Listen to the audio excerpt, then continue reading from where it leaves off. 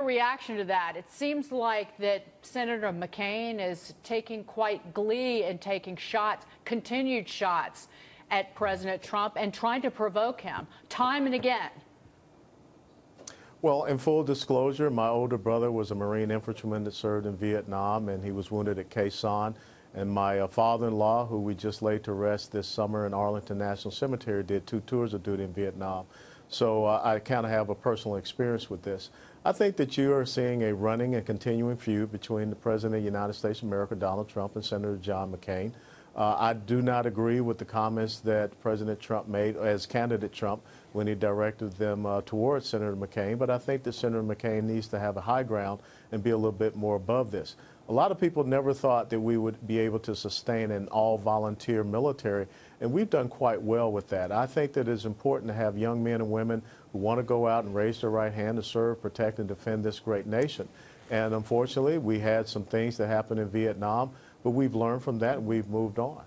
Well, that was one of the reasons that I found John Kelly's comments last week so moving, is because he talked about Robert, the greatest 1% in this country. So that I viewed John Kelly's comments very differently than some people on the left. That's funny. I was going to ask the Colonel about John Kelly, because there's obviously been incredible debate over the weekend that the first half, when he was talking as a former general and as well as the father of a son currently in the Army, as well as a Gold Star family member. And then the second part where he spoke as really chief of staff and a political appointee from the president. What did you think about Sarah Huckabee's comments that we should not be able to debate with a 4-star general? Well, I think that everyone has free speech and freedom of expression, and we have a free press in the United States of America. But I think that, much the same as General Kelly was trying to get people to understand, there have to be certain things that are sacred and sacrosanct here in the United States of America. We should not be politicizing the loss of a service member. That's someone's spouse, that's someone's son. And to use that as some type of political football, I think that is what he was getting towards. When I look at someone like General Kelly, his incredible service that he's had in this country as an enlisted and an officer in the Marine Corps, his son who lost his life as a Marine officer, and now another one that's serving in the Army, this is what makes America great, and those are the true 1%ers. So when you use the word politicizing, are you disappointed then in the president using Twitter to continue this argument with the Congresswoman?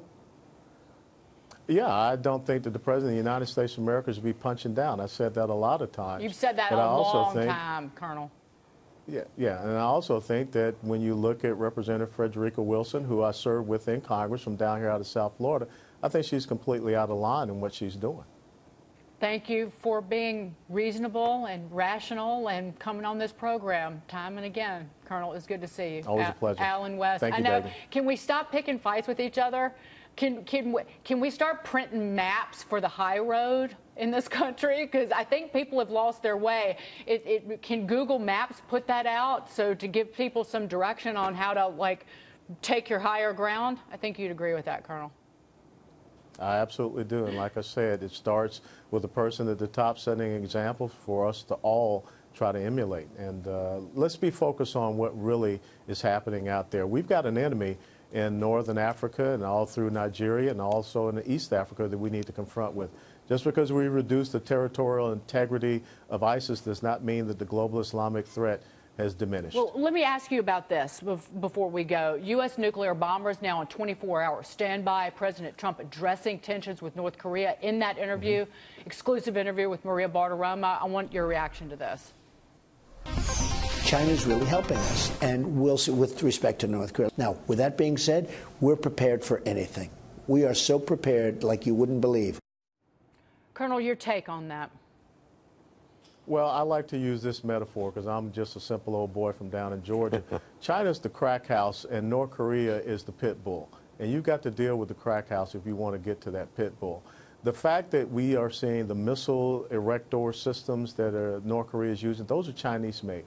I don't think China is helping to the full extent that they could with Kim Jong-un and the situation there in North Korea. Neither is China reducing their military footprint in the South China Sea. So I think that there are more things that we can be doing, and I know that they're looking at the military options that can be implemented there on the Korean Peninsula. I always appreciate a Southern analogy, so thank you for that, Colonel Allen West. My Take care. pleasure. We will see you soon.